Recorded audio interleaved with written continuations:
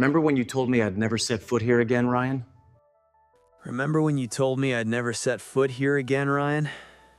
Well, I made my presence known, and I brought a permanent chair.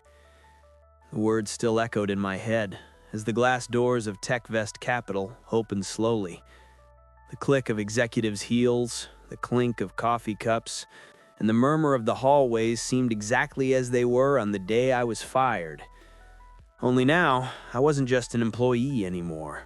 I was a shareholder, and more than that, a board member with a decisive vote. The cold gleam of the Manhattan building reflected my aged but calmer face. I had spent years preparing for that moment, buying shares in silence, waiting for the right instant for checkmate. Ryan Collins, the man who betrayed me, was still the CEO, the same arrogant smile, the same tailored suit. Only now, something was different.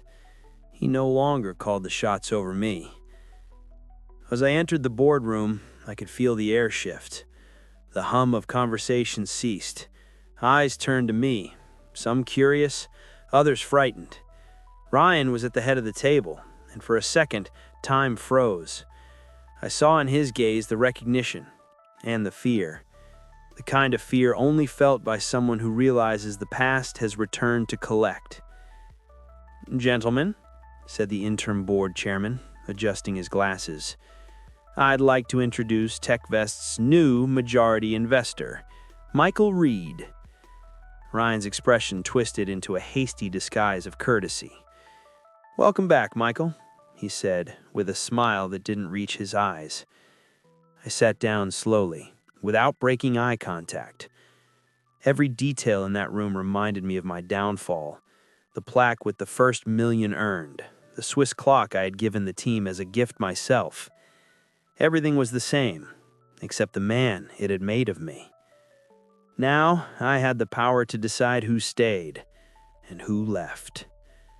When the meeting ended, I crossed paths with him at the door. "You really don't know when to quit, do you, Michael?" I smiled.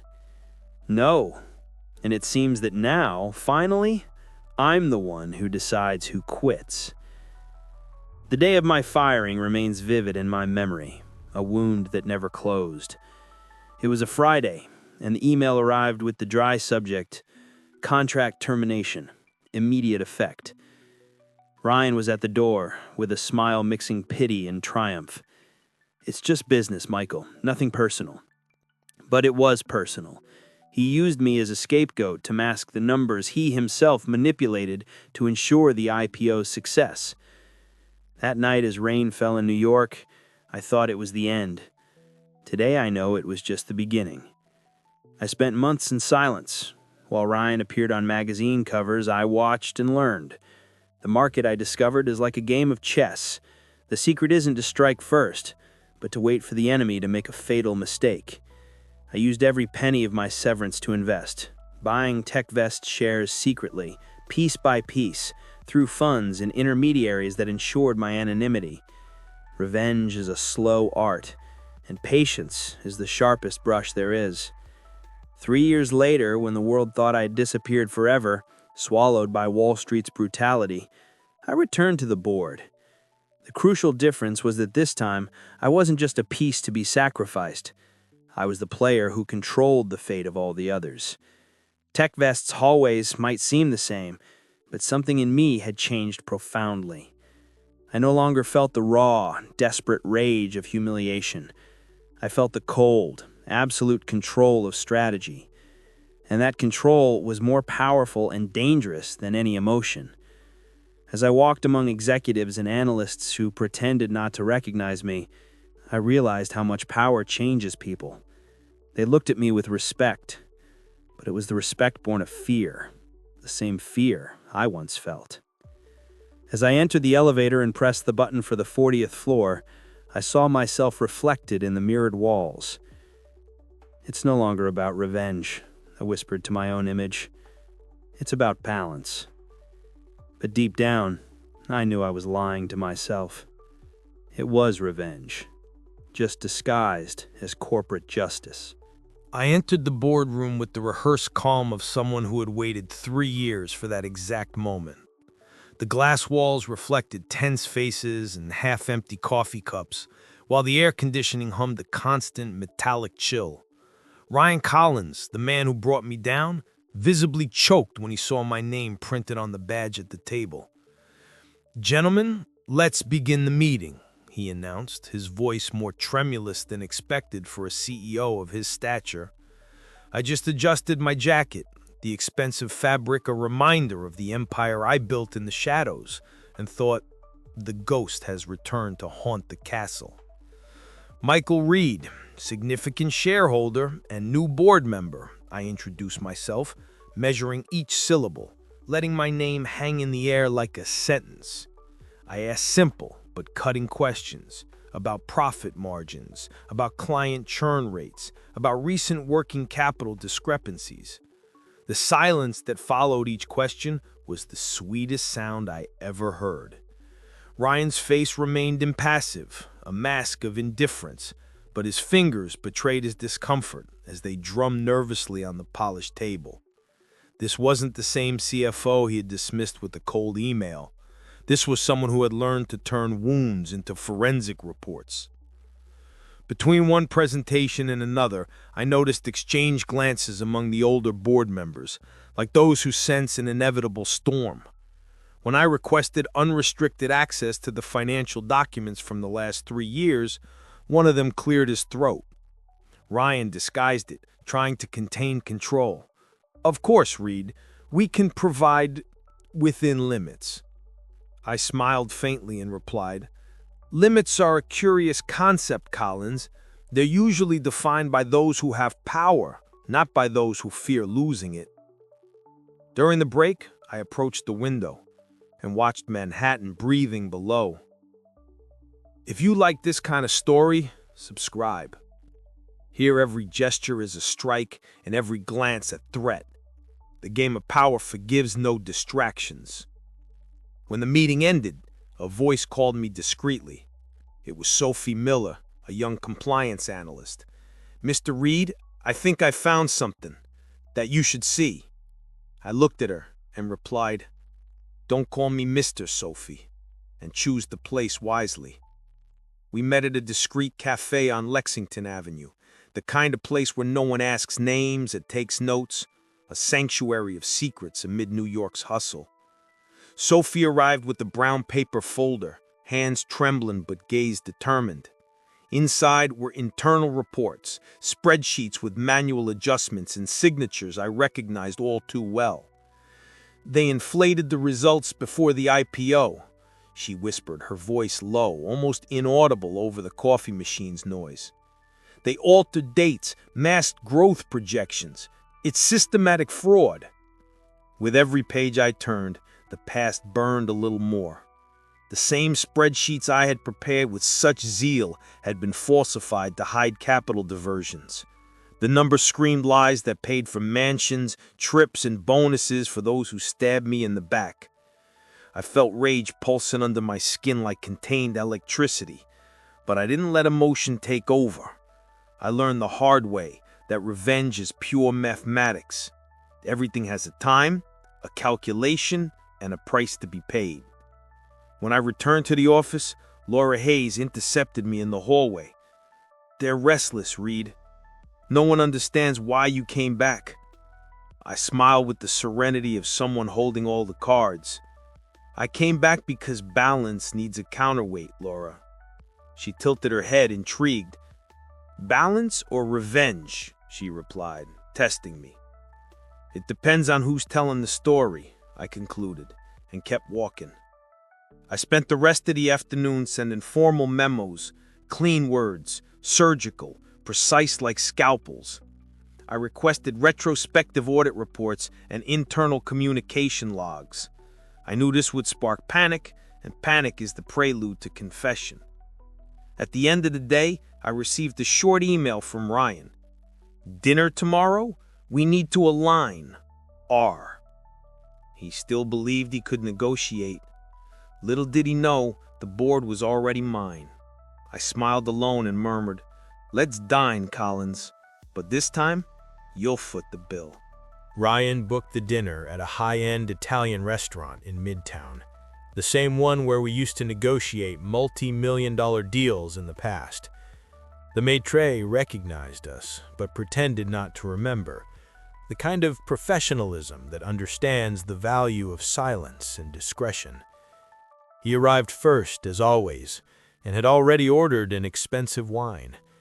"Michael, we're finally back on the same side of the table," he said, trying to sound light, as if we were old friends resolving a misunderstanding. I sat down calmly and replied, without touching the glass, "That depends on which side you think you're on, Ryan." During dinner, he put on a performance of power. He talked about global expansion, new acquisitions, TechVest's bright future. I listened in silence, like someone watching a movie whose twist they already knew by heart. He didn't realize that every word was a disguised confession, every inflated number a reminder of the crime he worked so hard to hide. When the wine arrived, he raised his glass. "To new beginnings, no hard feelings." I just stared into his eyes and murmured before drinking, "Not yet." That night, back home, I turned on my laptop and started cross-referencing the data. What Sophie had shown me fit into something bigger, a systematic pattern. The diversions weren't random, they were choreographed, hidden in microtransactions between branches and partner funds. The beauty of the crime was its disguise as routine. But routine, for me, was always the place where truths are buried. I decided to act. The next morning, I filed a formal request for an external audit and called an emergency meeting. Ryan reacted with irony. "You still love creating drama, don't you, Reed?" I ignored him. The real drama is what happens when power changes hands. And unlike him, I didn't need to raise my voice to be heard. I just moved the right pieces at the right time. As I left the building, Laura was waiting in the lobby. "You're poking dangerous ghosts," she warned. "I'm just turning on the lights," I replied. She smiled slyly. "Lights burn too, Reed."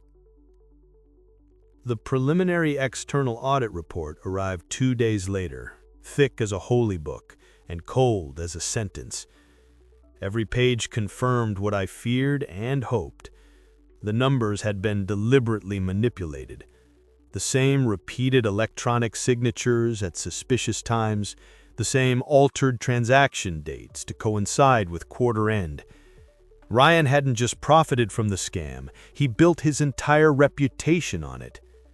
I held the document with steady hands, feeling the weight of the past like cold metal. Justice, I discovered, smells of fresh paper and ink.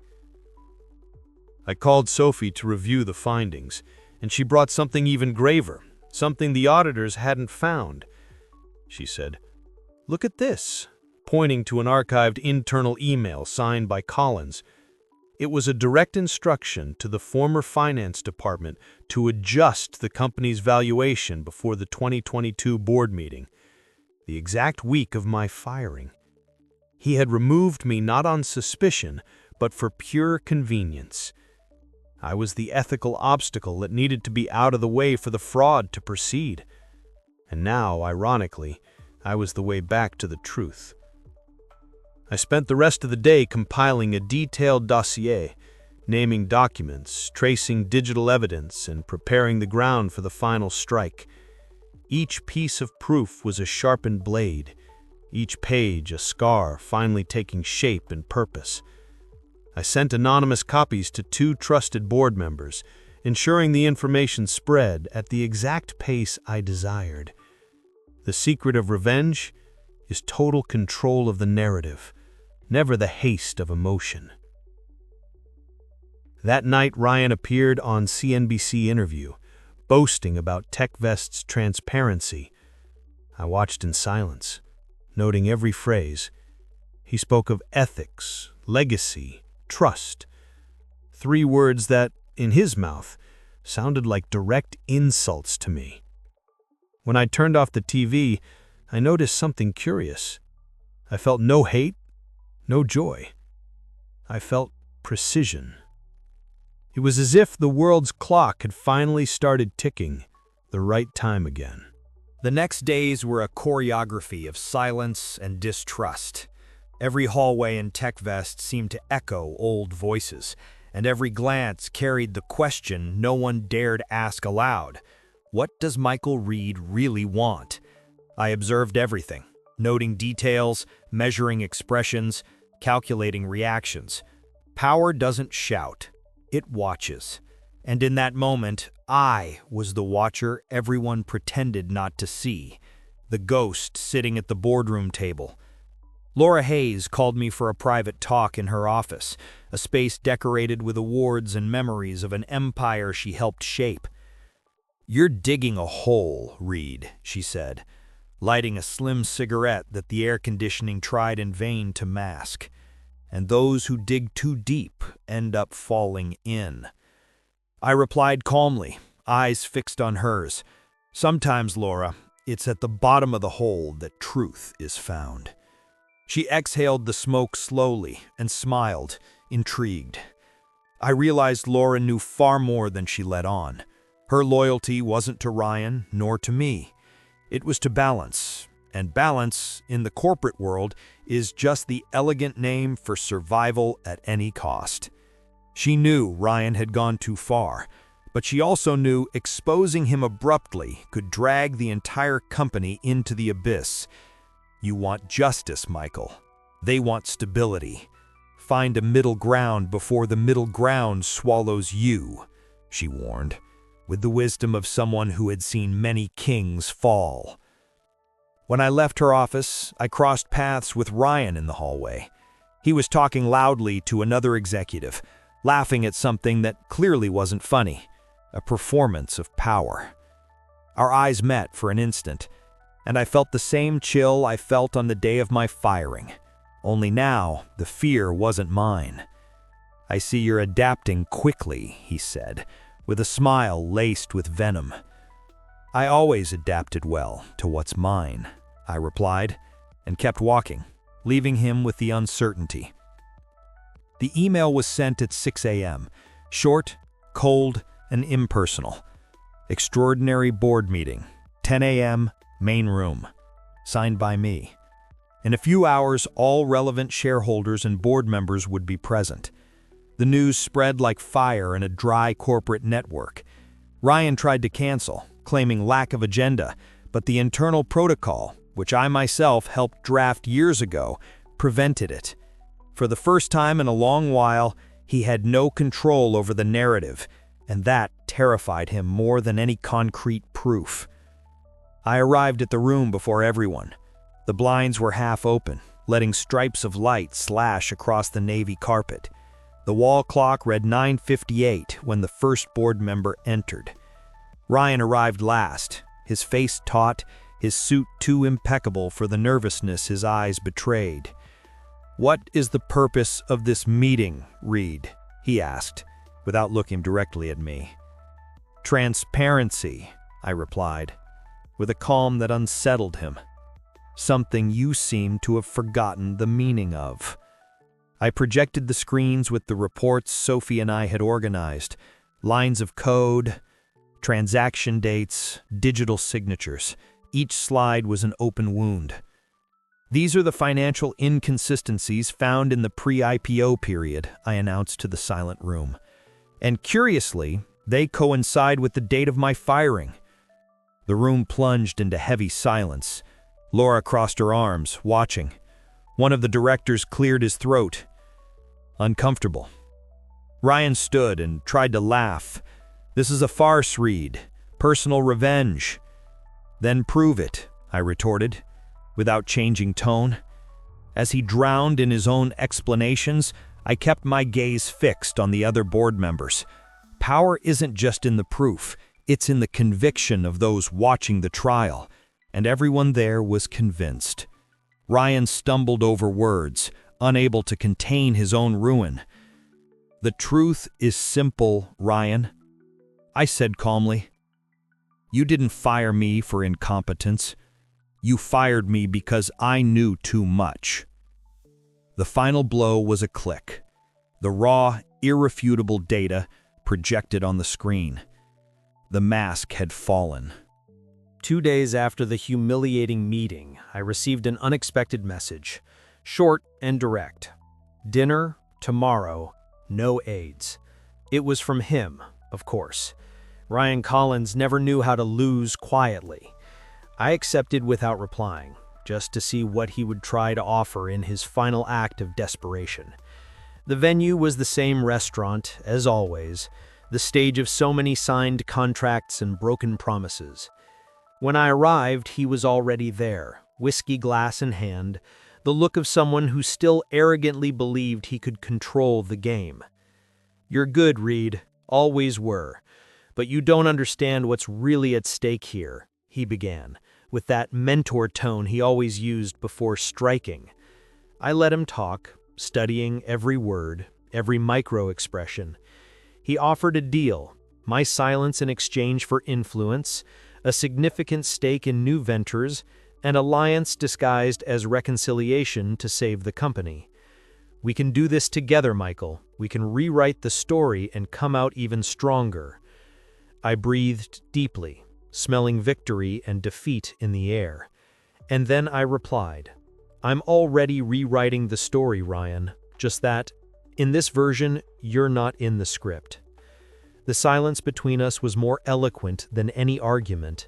He realized, perhaps for the first time, that his old weapons, charm, manipulation, veiled threat, no longer worked on me. That dinner wasn't a negotiation, it was a farewell.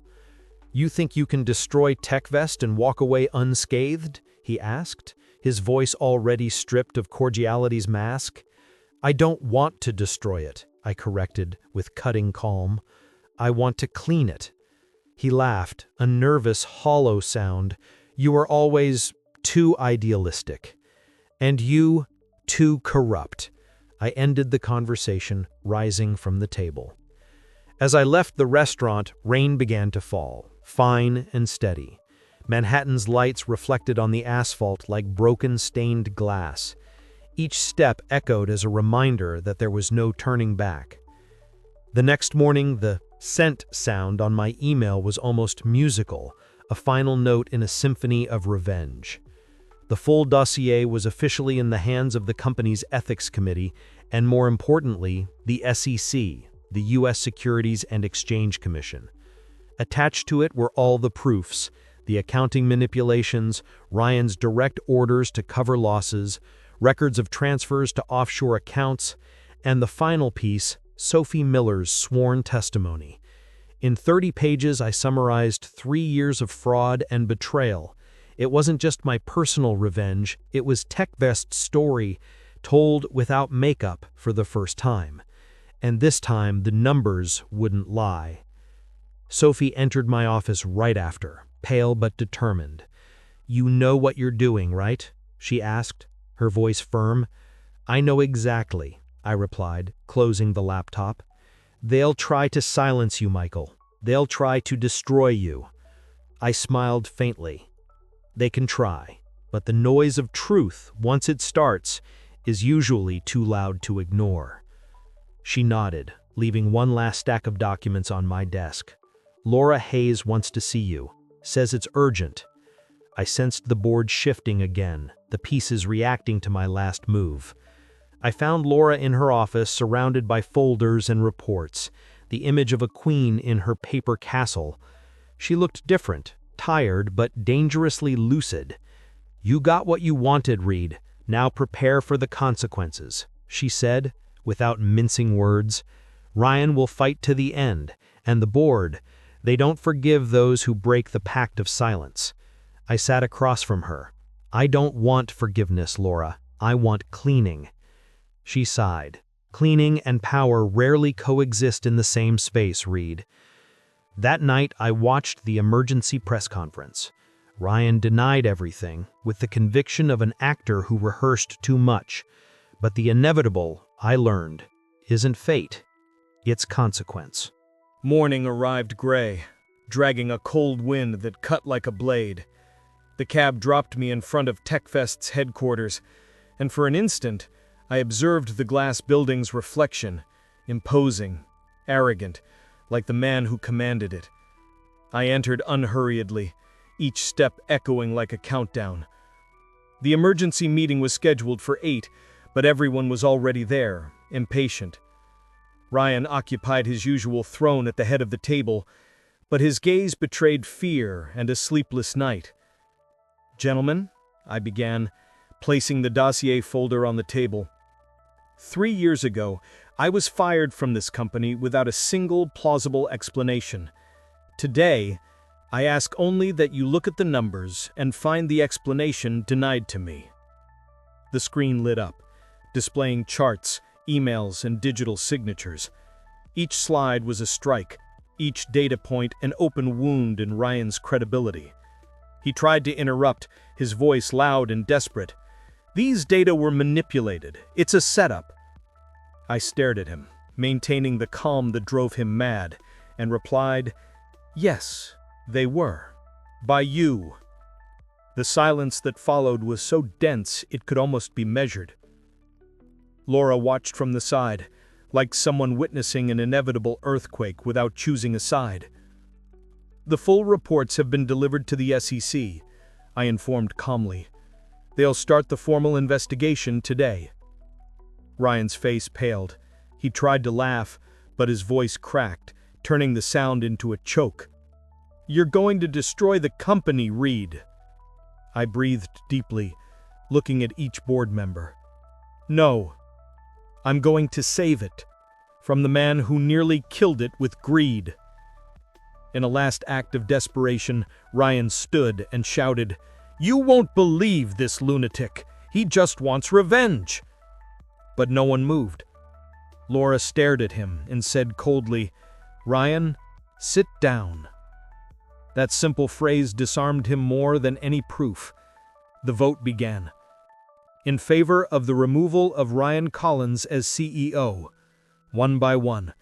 When it was my turn, I said simply, "Yes." Approved unanimously. The hallway seemed longer than ever as I watched him with my gaze.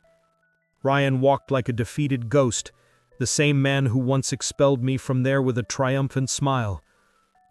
The ceiling lights reflected his pale face, and for the first time in years, he seemed simply human, not a story's villain, but an ordinary man swallowed by his own unchecked ambition. When the elevator door closed behind him, a metallic and final sound, I felt something unexpected. Not the heat of victory, nor the relief of justice, but a cold and profound emptiness. Laura approached in silence, crossing her arms, observing my reaction. "Congratulations, Michael. You won." I stood still, watching the folders and half-empty water glasses on the table. "I don't know if this is victory," I murmured, more to myself than to her. She smiled with a melancholy only survivors of many corporate wars possess. "It is, just not the kind of victory that brings peace." I nodded. Power doesn't bring peace. It brings responsibility, and often guilt. Ryan had fallen, but I knew that, on some level, a part of me had fallen with him. The thin line between justice and revenge fades completely the moment the mission ends. The rest of the day passed in a frenzy of emergency meetings and anxious investor calls. Official statements, press notes, damage control measures. The fall of a CEO is an earthquake that shakes more than the company's structure. It shakes market confidence. I maintained my poise, responding to everything with a calculated serenity that impressed and frightened. The market dropped 3% in the morning and, surprisingly, rose 5% in the afternoon. The business world is like that. It feeds on ruins and turns them into opportunities. At the end of the day, I went down to the ground floor and walked out, ignoring the flashes and shouts of journalists. One broke through the barrier. "Mr. Reed, do you intend to take the CEO position?" I paused for an instant and looked at New York's horizon, already lit by nightlights. "No," I replied. "I've learned enough about what power does to a man." TechVest's building was abnormally silent the next morning. No buzz in the hallways, no frantic keyboard clicks, just the distant sound of the elevator going up and down, as if transporting the ghosts of the previous day. Ryan Collins's name had already been removed from the executive floor's plaque, replaced by an empty space, an absence that said more than any official announcement. I walked the hallways like someone traversing the ruins of a still-smoking city. Every gaze that followed me mixed respect, fear, and insatiable curiosity. I was the man who had toppled the king. Laura called me for one last meeting before the board's press conference. The room smelled of reheated coffee and contained nervousness. "You accomplished the impossible, Michael," she said, clasping her hands on the polished table. "But every victory comes with a price." I sat, watching the city through the window, indifferent. I replied, "The price is silence. It's what remains when the noise of battle finally ends." She nodded slowly, as if recognizing a bitter truth, but preferring not to agree openly. Sophie entered right after, with the weary face of someone who had witnessed more than she should in her young career. "He's gone, for good," without saying goodbye to anyone. I looked at her, trying to gauge if there was relief or guilt in her expression. "Sometimes silent goodbyes are the fairest," I said, more to comfort her than out of conviction. She placed the folder on the table. Updated reports, clean, honest. For the first time in years, TechVest's numbers didn't lie. In the late afternoon, Laura announced that I would assume the interim board chairmanship. "Congratulations, Mr. Reed. The man who toppled the king now rules the throne." I just smiled, without enthusiasm. Power is an inheritance that often comes with a built-in curse. That night, the silence of my apartment was deafening. The revenge was over, but peace hadn't arrived. The following days passed like a blur of endless meetings and newspaper headlines. Reed takes board after scandal. TechVest survives decade's biggest crisis. The papers called me a visionary, corporate hero, reformer. But words mean nothing when the soul doesn't match the narrative they created for you. I walked the hallways feeling the invisible weight of something I couldn't name. Victory, perhaps. Or simply guilt disguised as power. Sophie became my direct assistant out of loyalty and competence. She was meticulous, quiet, efficient, and increasingly distant. One day, handing me a stack of reports, she said with cutting simplicity, "The company is breathing again." I looked at the rising numbers and thought the same about myself, but I knew it was a lie. Breathing isn't the same as living, and living, after revenge is consummated, is like learning to walk with a phantom limb. Something was missing, and that something was irrecoverable. The man I was before all of it. Laura visited my office frequently, more like a psychologist than a board colleague. "You're different," she commented one afternoon, watching me in silence as I worked. "Before, you acted like someone seeking justice. Now you seem to be administering a penance." I smiled faintly, without taking my eyes off the screen. "Maybe, in the end, they're the same thing." She let out a sigh, staring at the golden horizon of sunset. "The problem with clean wars, Michael, is that no one emerges unscathed, not even the winners. Weeks advanced, and the market began to stabilize. Investor confidence returned gradually, and shareholders, once fearful, now called me the new pillar of corporate integrity. What irony. The same system that destroyed me now worshipped me. I started declining interviews and events. The glare of cameras reminded me of the cold reflection in the boardroom glass, and that glass reminded me of everything I had to break, in myself and others, to get there. Spring arrived disguised as autumn in Manhattan.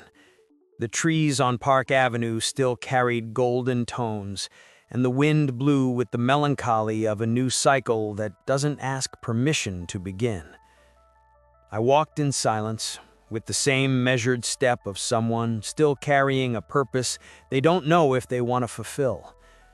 The headlines had already canonized me as the man who purified TechVest, but the truth is there is no purification without contamination. I was the product of what I fought, a predator who had become an expert at hunting other predators. At the office, I found an unmarked envelope on my desk. Thick paper, international postmark. Inside, a brief and direct letter. Congratulations on the cleaning, but the market never forgives those who clean too much. Be prepared. D.H. Below the signature, a black business card with silver letters. Daniel Hartman, Hartman Global Holdings. A familiar name, a name that, according to rumors, had financed part of Collins's shady operations, and now, subtly, knocking at my door. Laura entered right after, as if fate had coordinated the time between past and future. I heard about Hartman, she said, crossing her arms. He has a habit of approaching recovering companies and men in reconstruction. I picked up the card and twirled it between my fingers, like observing the reflection of a new war on the horizon. Maybe he wants to negotiate, I suggested. Or maybe he wants to test if you've learned the lesson, she replied. Not every enemy arrives shouting, Michael. Some come with compliments. At the end of the day, I sat in the empty boardroom. The game never ends. It just changes boards. And this time, I wasn't just a piece. I was the player. And perhaps the referee. Back at my apartment, my phone buzzed. Mr. Reed, I confirm our meeting for tomorrow. I have a proposal that may interest you. D.H. I closed my eyes. The cycle reopened. I smiled slowly at my reflection in the window and murmured, fired, betrayed, reborn, and ready for the next game.